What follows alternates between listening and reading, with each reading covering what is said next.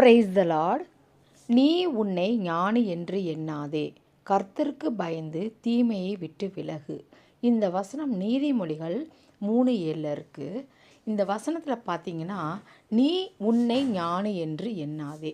இது நிறைய பேர் பார்த்தீங்கன்னா தன்னை ஞானின்னு நினச்சிட்டு தேவனையே அசட்டை பண்ணுவார்கள். அந்த மாதிரி உள்ளவங்களுக்கு தான் இந்த வசனத்தை கொடுத்துருக்காரு.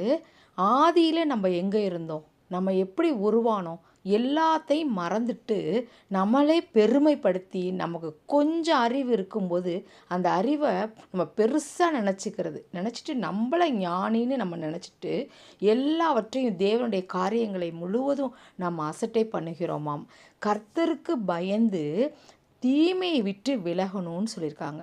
அப்போ நமக்கு தீமையான காரியங்கள் உள்ளே வந்துச்சுன்னா நம்ம துணிகரமாக இருக்கக்கூடாது, அதை விட்டு நம்ம விலகிடணும். தேவனே மெய்யானவர் என்று நாம் அறிந்து கொள்ளணும்.